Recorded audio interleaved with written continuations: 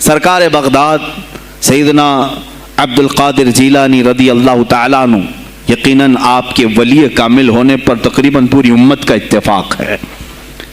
اتفاق کا مطلب صرف بریلویوں کا نہیں، دیوبندی بھی مانتے ہیں، اہل حدیث بھی مانتے ہیں، شیعہ بھی مانتے ہیں۔ غوث پاک رضی اللہ تعالیٰ عنہ کی ولایت سے ان میں سے کسی کا انکار نہیں۔ آج بھی بغداد میں جائیں لنگر بٹ رہا ہوتا ہے، شیعہ بھی کھا رہے ہیں۔ غوث پاک رضی اللہ تعالیٰ عنہ کا لنگر آج بھی بٹ رہا ہے۔ بغداد کی وہ ایک ایسی بارگاہ ہے جہاں سنی اور شیعہ دونوں ہیں، دونوں تسلیم کرتے ہیں ان کی ولایت کو۔ اب رہے بات اہل حدیث کی یا دیوبند کی، ان کی کتابیں اٹھاؤ تو پتہ چل جائے گا کہ غوث پاک کے متعلق انہوں نے کیا کیا نہیں لکھا۔ پیر پیراں، میر میراں، شہنشاہ بغداد، بلکہ شیخ ابن تیمیہ جو ہر ولی کی تنقید کرتا تھا، ہر صوفی پر تان و تشنیع کرتا رہا، اس نے اپنی کتاب میں لکھ دیا کہ میرے پاس اتنے تواتر تک، تواتر کہتے ہیں اتنے لوگوں کا بیان کرنا کہ جن کا جھوٹ پر جمع ہونا محال ہو۔ شیخ ابن تیمیہ کہتا ہے میرے پاس اتنی تواتر سے کسی اور کی کرامتوں کا ذکر نہیں پہنچا جتنا شیخ عبد القادر جیلانی کا پہنچا ہے۔ الفضل لما شہید بہ الاعداء، فضیلت تو اس کی ہے جس کی دشمن بھی گواہی دے رہے ہوں۔ عزیزان گرامی وقار، سرکار بغداد رضی اللہ تعالیٰ عنہ کی ولایت پر تقریباً امت کا اتفاق، بعد میں آنے والے سارے مسلمان انہیں ولی مانتے ہیں۔ اور یہ اور بات ہے کہ ولایت تک سب کا اتفاق ہے، اب غوث کے مقام کے متعلق الحمدللہ ہم منفرد ہیں اس میں، اس لیے کہ ہم انہیں غوث اعظم بھی کہتے ہیں، استغاثہ بھی کرتے ہیں۔ یہ ایک الگ ٹاپک ہے جہاں شرک بدعت اور کفر کے فتوے لگتے ہیں کہ بریلوی اللہ کو چھوڑ کر اولیاء سے مانگتے ہیں، اور یہ بیویوں سے مانگ لیں تو کوئی حرج نہیں، ہاں اپنے بچوں سے مانگ لیں تو کوئی حرج نہیں، بلکہ چپراسی اور نیتاؤں سے مانگ لیں تو کوئی حرج نہیں۔ کسی صاحب نے آ کر کے مجھ سے کہا تھا آپ غوث اعظم کیوں کہتے ہیں؟ اعظم اللہ ہوتا ہے سب سے اعظم، غوث کہیں ٹھیک ہے۔ سلفی صاحب سے ہم نے کہا کہ آپ کو سرکار عبد القادر جیلانی کو غوث اعظم کہنے پر اعتراض ہے، لیکن ایک چوڑا چمار ملک کا پرائم منسٹر بن جائے تو اسے وزیر اعظم کہہ دیتے ہیں، کوئی دقت نہیں آپ کو، وہاں اعظم کہتے ہیں آپ، اعظم کہنے میں آپ کو وہاں جھجک بھی نہیں آتی، اور غوث پاک کو اعظم کہنے میں آپ کو شرم آنے لگتی ہے۔ یہ اپنے اپنے نصیبے کی بات ہے، آپ کا اعظم کوئی اور ہے، ہمارا اعظم کوئی اور ہے۔ عزیزان گرامی، سرکار بغداد شہنشاہ ولایت سلطان الاولیاء سیدنا عبد القادر جیلانی رضی اللہ تعالیٰ عنہ، ماں کے پیٹ سے ہی ان کو ولایت عطا کی گئی۔ یہ وہ اولیاء میں سے ہیں جن کا پیدائشی اللہ تعالیٰ نے منتخب فرمایا ہے، بلکہ جس وقت آپ کی ولادت ہوئی یہ شعبان کا آخری دن، اور آپ کی والدہ ماجدہ کے بطن سے آپ اس عمر میں پیدا ہوئے جب عورتوں میں اولاد کی امید ختم ہو چکی ہوتی۔ آپ کی ماں کی عمر 60 سال کی تھی جب آپ پیدا ہوئے، یہ خود اپنے آپ میں ایک کرامت ہے۔ اور سرکار بغداد رضی اللہ تعالیٰ عنہ جب جیلان میں پیدا ہوئے تو آپ کا معمول تو دیکھیں، آپ کی ماں خود بتاتی ہیں دوسرے سال غالباً لوگوں کو چاند میں شک ہو گیا، 29 کا چاند نظر آیا کہ نہیں آیا، بعض کہنے لگے ہو گیا ہوگا، بعض کہنے لگے نہیں ہوا ہوگا، تو یوم الشک کہتے ہیں، یعنی 30واں جو شعبان کا ہوتا ہے، وہ ایک رمضان بھی ہو سکتا ہے، 30 شعبان بھی۔ تو لوگ آئے حضرت فاطمہ ام الخیر کے پاس جو غوث پاک کی ماں ہے، پوچھا کہ کل کا چاند ہوا کہ نہیں ہوا، ہمیں شک ہو گیا ہے۔ آپ نے کہا چاند ہو گیا ہے اور رمضان شروع ہو چکا ہے۔ کہا کیسے؟ کہا صبح سے میرا بیٹا عبد القادر دودھ کو منہ نہیں لگایا ہے، اور میرے بیٹے کا یہ معمول ہے پچھلے رمضان سے ہی، جس وقت غوث پاک پیدا ہوئے رمضان شروع تھا۔ ان کی ماں کہتی ہیں سحری سے لے کر افطار تک غوث پاک اپنی ماں کا دودھ نہیں پیتے تھے۔ یہ بچپنے میں ماں کی گود میں روزے کا آپ کے اوپر کوئی مکلف نہیں تھے، آپ احکام شریعت ابھی آپ کے اوپر لاگو نہیں تھے، لیکن اللہ کا ایک ولی آتا ہے تو وہ نظام خدا قائم کرنے کے لیے آتا ہے۔ آج میں اسی پر گفتگو کرنا چاہوں گا۔ اللہ کے اولیاء ظاہر کیوں ہوئے دنیا میں اور کیوں آتے ہیں؟ ان کا سب سے بڑا مقصد دنیا میں آنے کا، جلوہ بار ہونے کا، وہ یہ ہوتا ہے کہ نظام خداوندی کو زمین پر قائم کریں. جس کی کائنات ہے اسی کی بات یہاں پر قائم ہونی چاہیے. اب یہ باتیں وقت کے ساتھ گزرتی جاتی ہیں اور لوگ بھول جاتے ہیں. آپ سب کو پھر میں یاد دلا دوں، میرے عزیز، میں نے بھی اور آپ نے بھی اللہ سے ایک وعدہ کیا ہے. ہماری روحوں نے اللہ سے وعدہ کیا ہے. جب اللہ تعالیٰ نے ہمیں پیدا بھی نہیں کیا تھا اس وقت ہماری روحوں کو بلا کر اس نے ایک وعدہ لیا، الست بربکم، کیا میں تمہارا رب نہیں ہوں؟ میں تمہارا مالک اور خالق نہیں ہوں؟ تو سب کی روحوں نے کہا تھا قالوا بلا وربنا، کیوں نہیں مولا، تو ہی تو ہمارا رب ہے. رب تعالیٰ نے فرمایا کیا تم اسی وعدے پر برقرار رہو گے دنیا میں جانے کے بعد؟ سب نے کہا تھا ہم وعدہ کرتے ہیں مولا اسی پر باقی رہیں گے. یہاں آنے کے بعد کتنے وہ لوگ ہیں جو اس کی ربوبیت کا اقرار کرتے ہوئے اس کائنات میں صرف اس کے گن گاتے ہیں. کفار و مشرکین تو وعدہ خلاف ہیں، توڑ دیے، انہوں نے اللہ کے علاوہ کسی اور کو خدا بنا لیا. لیکن تم نے اللہ اکبر تو کہا، زبان سے تو تم نے تسلیم کیا، لیکن تمہارا رہن سہن یہ بتاتا ہے کہ تمہارا مالک کوئی اور ہے. کسی اور کو راضی کرنے میں لگے ہوئے ہو، کسی اور کی دریوزہ گیری کر رہے ہو، کسی اور کی خوشامدی میں کھڑے ہوئے ہو. درباروں کے آستانوں کے دروازوں پر تمہارا کھڑا ہونا گھنٹوں پر کسی کو راضی کرنے کے لیے، یہ تمہارا عمل بتاتا ہے کہ تم نے رب اعلیٰ کو اکبر نہیں سمجھا. وعدہ تو تمہاری روحوں نے کیا تھا کہ تیرے سوا کسی کو ہم حاکم نہیں تسلیم کریں گے. حاکم اعلیٰ صرف اللہ ہے. اولیاء کاملین یہی بات یاد دلانے کے لیے آتے ہیں، پھر تمہیں یہ یاد دلانے کے لیے آتے ہیں. اور جس شان سے وہ دنیا میں آتے ہیں بچپن سے ہی ان کے حالات ایسے ہوتے ہیں کہ شریعت طاہرہ کی پابندی ان کے ہر قول و عمل میں نظر آتی ہے، ہر قول و عمل میں. اس لیے کہ ہم جس کی زمین پر ہیں اور جس کی آسمان کے نیچے ہیں، بات ہوگی تو صرف اسی کی ہوگی، بات ہوگی تو صرف اسی کی ہوگی. مجھے ایک بات یاد آتی ہے، سرکار مفتی اعظم ہند رحمۃ اللہ تعالی علیہ آپ کے سامنے کوئی صاحب تقریر کر رہے تھے، یہ زمین سب کی ہے، ان کی بھی ہے، ان کی بھی ہے، ان کی بھی ہے. آپ نے کہا چپ رہو، زمین اللہ کی ہے اور صرف اللہ کا نام ہو. یہ سب کی ہمت نہیں بولنے کی. زمین اللہ کی ہے اور اللہ ہی کا یہاں پر اللہ ہی کی بولی بولی جائے، اسی کے لیے زیب دیتا ہے. جس کے گھر میں رہ رہے ہو اسی کی بات کرو. عزیزان گرامی وقار، سرکار بغداد ان کی کرامات اپنی جگہ پر، لیکن ان کی زندگی کے کچھ اہم گوشے میں لے کر آج حاضر ہوں. آج ہمارے حالات کے اعتبار سے بھی ضرورت ہے اس کی.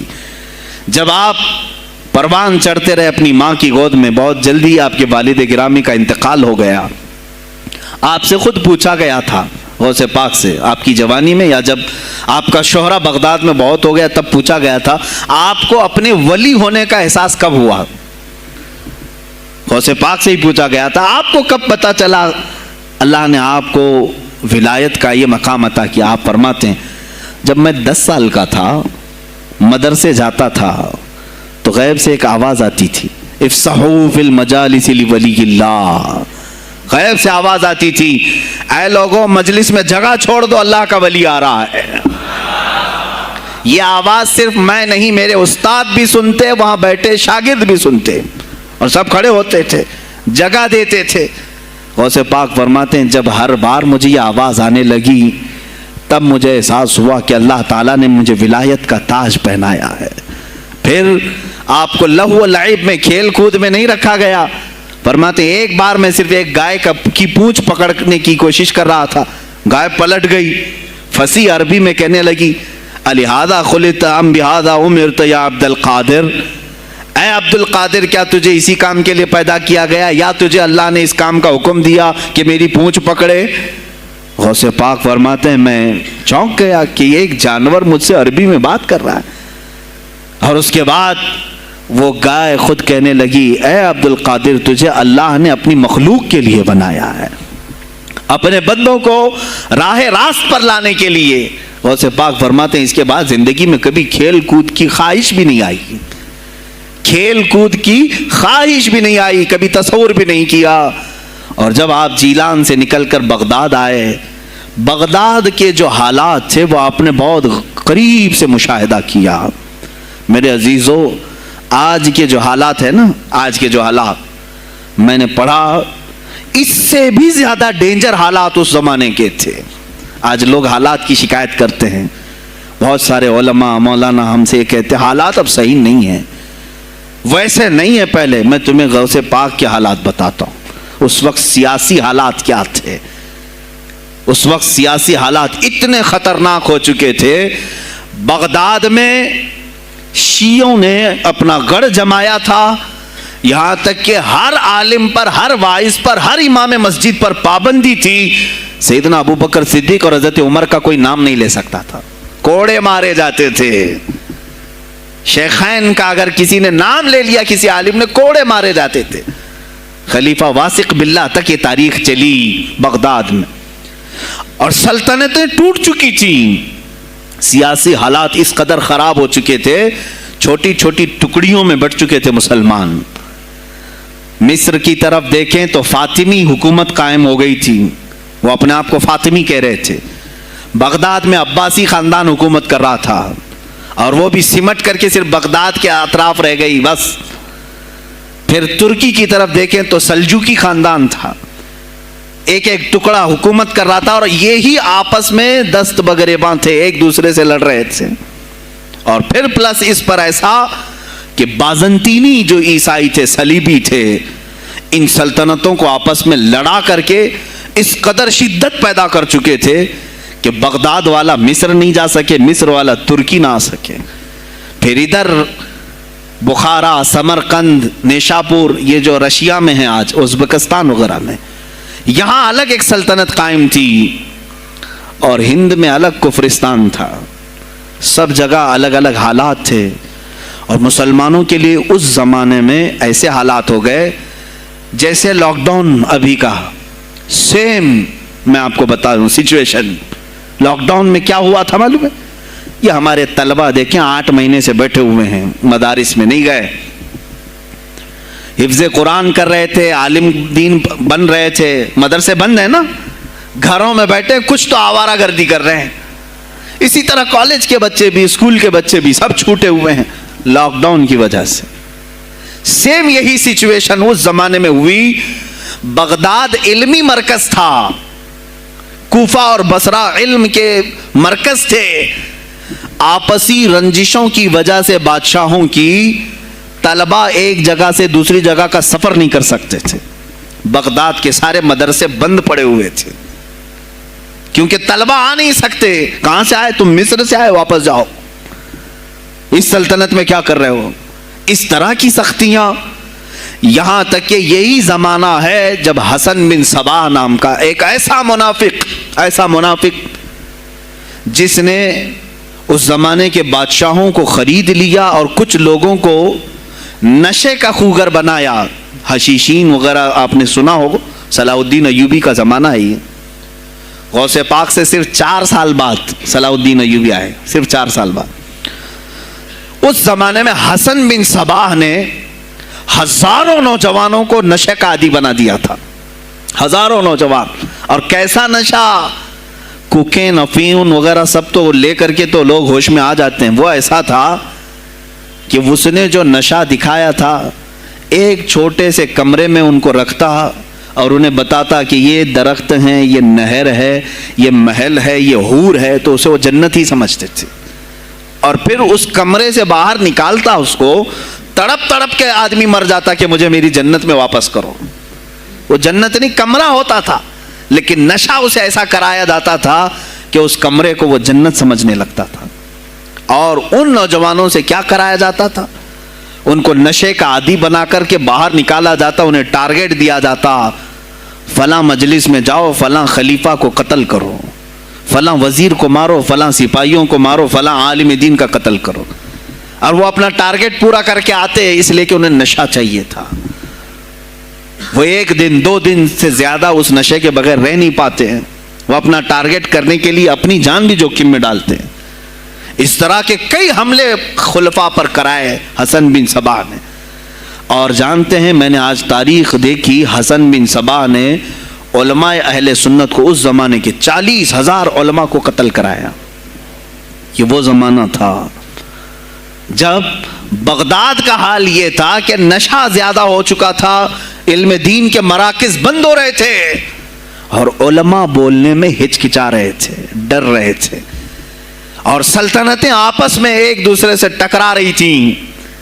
جو خلیفہ بیٹھتا وہ نہایت عیاش قسم کا خلیفہ آتا تھا۔ اکثر خلیفہ عیاش آئے، ان کے حریم میں، ان کے حرم خانے میں، یعنی ان کے محل میں 40 عورتیں ہوا کرتی تھیں جن کے ساتھ وہ وطی کرتے، جمع کرتے، جبکہ وہ مسلمان خلیفہ ایک بادشاہ کے لیے چاہے کوئی بھی ہو 4 سے زیادہ کی اجازت ہے، 40 کنیزاؤں کے ساتھ وہ زندگی گزار رہے ہوتے۔ اس میں عیسائی بھی ہوتی، یہودی بھی ہوتی، سب قسم کی ہوتی۔ یہ خلفاء کا حال تھا۔ تم کیا کہہ رہے ہو ہمارے زمانے کو؟ ارے حالات برے ہیں، حالات برے ہیں۔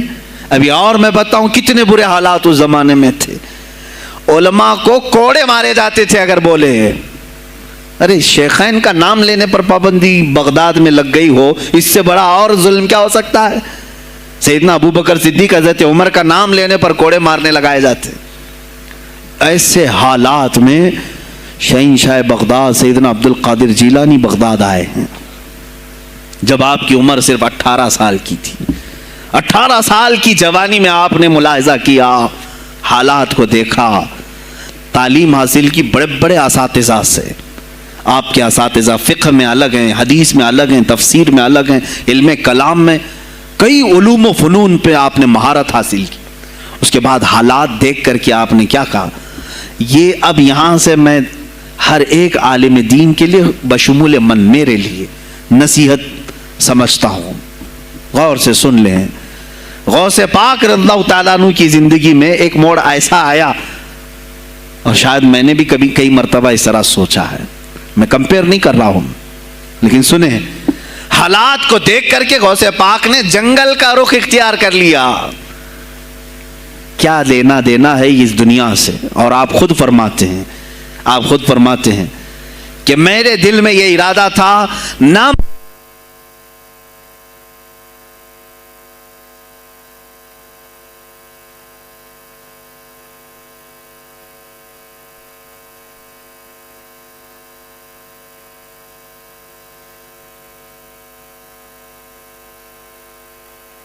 ہیں میرا ارادہ ہوا جنگل میں ایسی جگہ رہوں کہ نہ مجھے مخلوق دیکھے اور نہ میں مخلوق کو دیکھوں، عبادت میں ایسے مصروف ہو جاؤں۔ جنگلوں میں آپ عبادت کرتے رہے، لیکن فرماتے ہیں مجھے غیب سے آواز آئی اللہ رب العزت کی طرف سے، کہا اے بندے قادر، آپ کا نام ہی عبد القادر ہے، اے قادر کے بندے، تجھے اللہ نے جنگلوں کے لیے نہیں بنایا، امت مصطفیٰ کی رہنمائی کر، خلق خدا تجھ سے نفع حاصل کرے، واپس آ جا۔ غوث پاک فرماتے ہیں میرا ارادہ تو تھا کہ میں اپنی زندگی اللہ کی یاد میں فنا کر دوں، لیکن میں شہر صرف اس لیے واپس آیا کہ جنگل میں صرف میری اصلاح ہو سکتی ہے، شہر میں پوری امت کی اصلاح ہو سکتی ہے۔ علماء کے لیے یہی آج نصیحت ہے، تم چاہے تو گدی نشین بن جاؤ، سجادہ نشین بن جاؤ، جھولی نشین بن جاؤ، جنگل نشین بن جاؤ، ہو سکتا ہے تمہارے اپنے فائدے کے لیے تم سوچ سکتے ہو۔ میں نے ابھی یہ کہا، میرے دل میں ارادہ تھا کہ گوشہ نشین ہو کر کے اپنی عبادت کریں، اپنی آخرت کی فکر کریں، نہیں، علماء کو اللہ تعالیٰ نے علم عطا کیا ہے امت مصطفیٰ کی رہنمائی کے لیے، یہ امانت ہے، چاہیں تو بھی چھپ نہ سکیں۔ عزیزان کرام وقار، غوث پاک رضی اللہ تعالیٰ عنہ واپس بغداد آئے۔ اچھا وہ اتنی عبادتوں کے عرصے میں جانتے ہیں کہاں کہاں کا سفر نہیں کیا انہوں نے؟ جنگلوں کا سفر، صحراؤں کا سفر، بیابانوں کا سفر، یہاں تک کہ سری لنکا کی سرزمین تک پہنچے، ملتان تک آئے۔ یہ تاریخ کی کتابیں بتاتی ہیں آپ نے پیدل یہ سارے سفر کیے، پھر واپس اسی بغداد آئے جہاں کے حالات بڑے ہی کشیدہ تھے، اور خلفائے وقت کے خلاف زبان کھولنا یہ آگ سے کھیلنے کے برابر تھا، آگ سے کھیلنے کے برابر تھا۔ اور سب سے بڑا مسئلہ تو غوث پاک کے لیے یہ تھا کہ آپ بغداد کے نہیں تھے، عراق کے نہیں تھے، آپ جیلان سے آئے تھے۔ جیلان ایران میں ہے۔ اس زمانے میں طبرستان ایک صوبہ تھا، طبرستان کا ایک شہر جیلان تھا۔ جیلان سے آئے ہوئے تھے بغداد میں۔ آپ کی زبان فارسی تھی۔ فارسی زبان کا ایک طالب علم بغداد میں آیا ہے، اور بغداد پورا عربیوں کا ہے، فصیح عربی بولنے والے لوگ، اور نہایت ہی عیاشی میں پڑے ان کی اصلاح کیسے کریں۔ دل میں بار بار یہ احساس ہوتا۔ غوث پاک فرماتے میری زبان فارسی تھی اور ان کی زبان عربی ہے، میں ان سے خطاب کیسے کروں، ان کو اصلاح کے راستے پر کیسے لاؤں۔ بار بار سوچتے تھے، لیکن دل میں ایک درد ہوتا تھا کہ امت مصطفیٰ کو اس حال میں نہیں چھوڑنا چاہتا۔ ایک دن ایک مسجد میں غمگین حالت میں سوئے، ظہر کا وقت تھا، نماز پڑھ کر کے آپ آرام کر رہے ہیں، اور جیسی آنکھ بند ہوئی سرور کائنات صلی اللہ علیہ وسلم تشریف لائے۔ پوچھا عبد القادر کیوں غمگین ہے میرے بیٹے؟ کہا کہ یا رسول اللہ صلی اللہ علیہ وسلم زبان میری عجمی ہے، فارسی، میں عربیوں کے بیچ بیٹھا ہوں، اصلاح کرنے کی کوشش کرتا ہوں، لیکن مجھے یہ عجمی سمجھیں گے۔ اللہ کے نبی صلی اللہ علیہ وسلم نے فرمایا تو اپنا منہ کھول۔ آپ نے منہ کھولا، حضور پاک نے اپنا لعاب پاک ڈالا، دوسری بار ڈالا، تیسری بار ڈالا، چوتھی بار ڈالا، پانچویں، چھٹی، 7 مرتبہ حضور پاک نے اپنا لعاب پاک دیا اور کہا عبد القادر اب اٹھ اور بیان کرو۔ فرماتے ہیں خواب میں نے حضور اکرم صلی اللہ علیہ وسلم کا لعاب پاک لیا، تھوڑی ہی دیر گزری تھی، میرے خواب میں ہی میرے جد کریم مولا کائنات علی مرتضیٰ تشریف لائے۔ کہا پھر وہی سوال کیا عبد القادر کیوں نہیں بیان کرتے؟ کہا میں فارسی النسل، فارسی ہوں اور عربیوں کے بیچ میں ہوں۔ انہوں نے کہا تو اپنا منہ کھول۔ باب العلم، باب مدینۃ العلم، علی کرم اللہ وجہہ الکریم اپنا لعاب پاک ڈالتے ہیں، 1 بار، 2 بار، 3 بار، 4 بار، 5 بار، 6 بار، بس کیا۔ غوث پاک نے کہا نانا جان نے مجھے 7 مرتبہ پلایا، آپ نے 6 مرتبہ۔ علی کرم اللہ وجہہ الکریم فرماتے ہیں میں برابری تو نہیں کر سکتا، وہ رسول کائنات ہیں۔ عزیزان گرامی وقار، غوث پاک فرماتے ہیں پھر میری آنکھ کھلی، اور اسی جامع مسجد میں جب میں کھڑا ہوا اور خطاب کے لیے لوگوں کو پکارا تو دیکھا ادھر سے بھی مخلوق آ رہی ہے، ادھر سے بھی آ رہی ہے، سامنے سے بھی آ رہی ہے۔ مجمع اتنا کثیر کہ تل دھرنے کی جگہ مسجد میں نہیں تھی، اور جب آپ کا خطاب ختم ہونے کو تھا لوگ اپنے کپڑے پھاڑنے لگے اور بے ہوش ہونے لگے۔ اتنی تیر بہدف کلمات تھے کہ سیدھے سینے میں پیوست ہو جاتے، دلوں میں اتر جاتے۔ اس کے بعد وہی دن تھا سیدنا عبد القادر جیلانی کو لوگوں نے ہاتھوں ہاتھ اٹھایا۔ بغداد میں شہرہ ہو گیا کہ کوئی ایک اجمی آیا ہے اور عربیوں پر فوقیت لے گیا ہے، سارے عربی اس کے سامنے دنگ رہ گئے ہیں، کوئی عربی اس کی فصاحت کو نہیں پہنچ پاتا ہے۔ کئی لوگ امتحان کے لیے بھی آئے، ایسا نہیں ہے کہ غوث پاک کو یوں ہی چھوڑ دیا گیا۔ میرے عزیز تم تو 1000 سال کے بعد کرامتیں سنتے ہو نا، یہی لگتا ہے کہ غوث پاک بہت کرامتوں کے مالک تھے، بہت بڑے عالم اور بڑے ولی کامل تھے، کچھ نہیں ہوا ہوگا ان کے ساتھ۔ ہمارے سے زیادہ خطرے انہوں نے مولے ہیں، ہم سے زیادہ حاسدین ان کے تھے، دشمنی کرنے والے اپنوں میں بھی بہت سارے تھے۔ غوث پاک رضی اللہ تعالیٰ عنہ کا جب خطاب شروع ہوا، کیا ایک خطیب جب مشہور ہونے لگے تو دوسرے مولوی خاموش رہ جائیں گے؟ حسد کی چنگاری بھڑکتی ہے، وہ غوث پاک کے خلاف بھی بھڑکی۔ اور بغداد میں جب یہ شورا ہونے لگا تو کئی علماء اس وقت کے جو بڑے بڑے پائے کے عالم ہیں، ان کی کتابیں آج بھی موجود ہیں، میں نام تذکرے نہیں کر رہا، لیکن انہوں نے ٹیسٹ لینے کی غرض سے، امتحان لینے کی غرض سے کئی لوگوں کو سوالات بھیجے۔ ایک دن مجلس میں ایسا تھا کہ غوث پاک تفسیر قرآن بیان کرتے تھے۔ تفسیر قرآن بیان کرنا غوث پاک کا محبوب مشغلہ تھا، روزانہ قرآن کی تفسیر عرض کرتے۔ ایک دن مجلس میں بڑے بڑے علماء کی جماعت، جس میں عبد الرحمن جوزی جیسے بڑے فقیہ محدث ہیں، ان کی ایک جماعت آئی قرآن کی جو آیت کی تفسیر وہ کر رہے تھے اس تفسیر کو کئی کتابوں سے انہوں نے اخذ کیا اور لے کر کے آئے، مجمع میں بیٹھے، غوث پاک نے تفسیر شروع کی۔ ایک آیت کی کتنی تفسیریں ہو سکتی ہیں، کتنی تفسیریں ہو سکتی ہیں، ایک تفسیر بیان کیا، اس کے بعد کہا اس آیت کی ایک دوسری تفسیر یہ ہے، پھر تھوڑی دیر کے بعد غوث پاک نے فرمایا اس کی ایک تیسری تفسیر یہ ہے، پھر کہا اس کی ایک چوتھی تفسیر یہ ہے، پھر کہا اس کی ایک پانچویں تفسیر یہ ہے۔ بیان کرتے جا رہے ہیں یہاں تک کہ 13 تفسیریں ہو گئیں۔ جو بیٹھے ہوئے تھے وہ آشش کرنے لگے۔ اس کے بعد اتنا ہی نہیں، آگے بڑھتے رہے، آگے بڑھتے گئے، 40 تفسیریں ایک آیت کی آپ نے بیان کی۔ جو آئے تھے وہ کھڑے ہو گئے اور اس کے بعد غوث پاک رضی اللہ تعالیٰ عنہ کو دیکھنے لگے۔ غوث پاک نے ان کو مخاطب کر کے کہا، اے گروہ علماء، اے جماعت علماء، تم 13 تفسیریں یاد کر کے آئے تھے ایک آیت کی، کیا وہ میں نے شروع سے 13 تک صحیح بیان کیا؟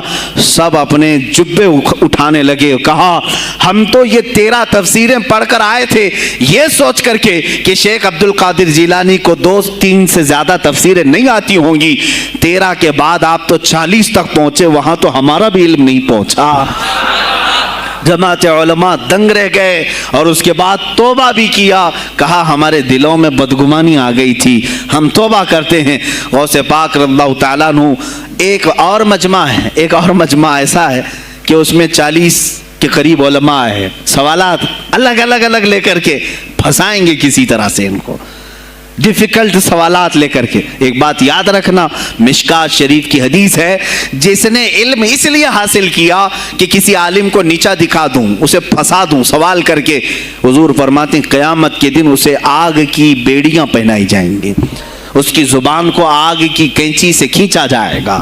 اس لیے علم حاصل مت کرو، کسی کو نیچا دکھانا، کسی کو بیوقوف بنانا۔ ایک کتاب کہیں سے پڑھ کر کے آئے، مولانا کے پیچھے پڑ گئے، یہ بتاؤ صحیح ہے کہ نہیں ہے۔ پھر اگر اس مولانا صاحب کے دماغ میں اس وقت وہ مسئلہ نہیں تھا، انہوں نے کہا نہیں معلوم، تو آپ کو لگا کہ ہاں میرے سے زیادہ تو ان کو بھی نہیں معلوم، تم نے تو ایک ہی چیز حل کر کے ان کے سامنے پیش کی ہے۔ عزیزان گرامی، اس طرح کی چیزیں ہرگز نہ کریں، یہ بہت بڑا گناہ ہے مغالطے میں ڈالنا۔ غوث پاک رضی اللہ تعالیٰ عنہ ایک جماعت سے خطاب کر رہے ہیں، 40 علماء ہے، الگ سوالات نوٹ کر کے، میں یہ پوچھوں گا تم یہ پوچھنا، تم یہ پوچھنا۔ غوث پاک رضی اللہ تعالیٰ عنہ نے اپنا خطاب کیا اور سوالات کے لیے اس دن محفل کا وقت ہی نہیں دیا، کہا آج سوالات کوئی نہیں کرے گا۔ وہ لوگ تو سوالات لے کر کے آئے تھے، سب مجمع میں خطاب کے بعد جس کو جو پوچھنا ہے آپ کہتے ہیں کہ پوچھ لو، اس دن کا کوئی نہیں پوچھے گا، آؤ صرف مصافحہ کر کے جاؤ، آؤ صرف مصافحہ کر کے جاؤ۔ تو یہ جو علماء کی جماعت تھی ان کو بلایا، ایک آتے ان کو سینے سے سینہ لگاتے اور کہتے تیرا یہ سوال تھا، اس کا یہ جواب ہے۔ دوسرا آتا اس سے کہتے تو یہ گھر سے سوچ کے آیا تھا، تیرا سوال یہ ہے، اس کا جواب یہ ہے۔ اس طرح 40 سے مصافحہ کیا، معانقہ کیا، ان کے سوالات کے پوچھنے سے پہلے جوابات بھی دے دیے، اور اس کے بعد کہا کیا ہے گروہ علماء، تم سوال کرتے اور میں جواب دیتا تو عبد القادر کی کیا اس میں خصوصیت تھی؟ تم سوال بھی نہ کرو، میں جواب دوں، تب پتا چلے گا کہ میں بندہ قادر ہوں، میں قادر کا بندہ ہوں۔ تم نے سوال بھی نہیں کیا اور میں جواب دوں تو تمہیں احساس ہوگا کہ میں قادر کا بندہ ہوں۔ اللہ رب العزت کا کی صفاتی نام ہے۔ عزیزان گرامی وقار، علماء نے تنگ کیا، پریشان کیا، آپ کے مجموعوں کو روکنے کی کوشش کی، لیکن ایسا نہیں ہے کہ غوث پاک نے ہر ایک کو اپنی کرامت سے زیر کر دیا ہو، ان علماء کو پورا سلا دیا ہو، نہیں، فیس کیا ہے، مقابلہ کیا ہے، پریشانیاں اٹھائی ہیں، اور خلفاء کے وقت کے سلاطین کی بھی بہت ساری ایسی سختیاں تھی جس کو آپ نے برداشت کیا۔ کئی لوگوں نے آپ پر پابندیاں لگانے کی کوشش کی تھی، یہ تو سرکار غوث پاک کی استقامت تھی کہ آپ جمے رہے۔ اور سب سے بڑا کام آپ کا کیا تھا معلوم ہے؟ خانقاہ کے گدی نشینوں غور سے سنو، جو غوث پاک کا نام لیتے ہیں، سرکار غوث پاک رضی اللہ تعالیٰ عنہ کی اس صفت کو میں بیان کروں تو یہ بغلیں جھانکیں گے۔ ابھی غوث پاک نے سب سے بڑا کردار کیا کیا جانتے ہیں آپ؟ لوگ کہتے ہیں خانقاہی ماحول قائم کرنا ہے، اللہ اللہ کرو, تسبیح لو, دلوں کی صفائی کرو, سب صحیح ہے, لیکن غوث پاک نے تقریباً 25 سال صرف جہاد پر بیان کیا ہے, صرف جہاد پر. کہا کہ اے گروہ مسلمین, تم پر اللہ نے ذلت مسلط کر دی ہے اس لیے کہ تم نے کوششیں ترک کر دی ہیں. حکومتوں کو صحیح کرنے کے لیے آپ نے باغ ڈور سنبھال لی تھی. غوث پاک جب بیان کرتے منبر سے تو وقت کا جو تخت تھا وہ بھی ہلنے لگ جاتا تھا. خلیفہ مستنجد باللہ, اس زمانے کا خلیفہ ہے, اور تنگ آ گیا غوث پاک کے پاس. جب وہ بیان کرتے اور ان کی عیاشیاں کھول کھول کر کے ذکر کرتے تو لوگوں میں اب احساس جاگنے لگا, کوئی تو اللہ والا آیا ہے جو نظام خداوندی قائم کرنے کی بات کر رہا ہے, نظام مصطفیٰ قائم کرنے کی بات کر رہا ہے. بغداد کی یہ حالات جب ہونے لگے میرے عزیزو, سلطان الاولیاء غوث پاک کی ہی شہ پر, جانتے ہیں صلاح الدین ایوبی جیسا ایک مرد مجاہد پیدا ہوا ہے. یہ آپ کی تحریک تھی, غوث پاک کی تحریک تھی کہ جب بازنطینی عیسائیوں سے آپ نے اپنی پوری امت کو آگاہ کیا کہ تم سو رہے ہو, تم اپنی عیاشیوں میں ہو, تم اپنے نشے میں ہو, تمہارا دشمن تاک میں لگا ہے, گھات لگا کر کے بیٹھا ہے. اور ہوا بھی یہی کہ غوث پاک کے وصال کے صرف 10 سال بعد صلیبیوں نے حملہ شروع کر دیا بغداد پر, مصر پر, ترکی پر, ہر جگہ. اور یہی حملے کی وجہ تھی صلاح الدین ایوبی جیسا مرد مجاہد کھڑا ہوا, اور پھر انہوں نے پورے بیت المقدس کو فتح کر کے اپنے سر ایک صحرا باندھا. آج تک امت اس کے احسان کو یاد کرتی ہے. میرے عزیزو, غوث پاک کے زمانے کے ہیں صلاح الدین ایوبی. اتنا ہی نہیں, آپ ہی کی تحریک تھی, غوث پاک کی تحریک تھی کہ تم جوانوں کو تیار کرو, تمہاری زندگی عیاشی کے لیے نہیں, اللہ کا نظام قائم کرنے کے لیے ہے. تم اللہ کا نظام قائم کرنے کے لیے آئے ہو دنیا میں, کیونکہ اللہ نے تمہیں خلیفۃ اللہ کہا ہے. اللہ کے تم خلیفہ ہو, تم نائب ہو اللہ کے. تم یہاں پر اپنی موج مستی کے لیے نہیں آئے. اب اس زمین پر بات ہوگی تو صرف میرے مولا کی ہوگی, اس زمین پر بات ہوگی میرے مصطفیٰ کی ہوگی. یہ سیدنا عبد القادر جیلانی کا اعلان تھا. ہے کوئی آج پیران اعظام وہ اعلان کریں کہ آج اس زمین پر صرف ہم ناموس رسالت کی بات کریں گے؟ کون ہے؟ کیوں بیٹھے ہو؟ غوث پاک سے اگر تمہاری ادنا سی نسبت ہے تو پھر تمہیں اپنے جوانوں کو, اپنے مریدوں کو یہ سکھانا ہوگا کہ موٹے موٹے نذرانے دینے سے نہیں چلے گا, اپنی گردنیں حضور کو پیش کرنے کے لیے تیار کرو. تم تیار ہو جاؤ اپنا خون اور اپنی گردن بارگاہ مصطفیٰ میں دینے کے لیے. یہ آج تربیت دو, ورنہ پھر دشمن تمہیں کچا چبانے کے لیے تیار ہے, کچا چھبانے کے لیے تیار. عزیزان گرامی, میں غوث پاک کی تحریک آپ کو بتا دوں کون سی تحریک تھی. وہ صلاح الدین ایوبی جو بیت المقدس فتح کیا, یہ غوث پاک کی تحریک ہے. اور پھر چند سالوں کے بعد پورے عالم اسلام میں جو خلافت عثمانیہ قائم ہوئی, غازی ارطغرل جو آئے, یہ تحریک بھی غوث اعظم کی پیدا کی ہوئی تھی. آپ نے جوانوں کو متحرک کیا تھا اور پھر امت کا وہ شعور بیدار کیا تھا جو ان میں مردہ کر چکے تھے.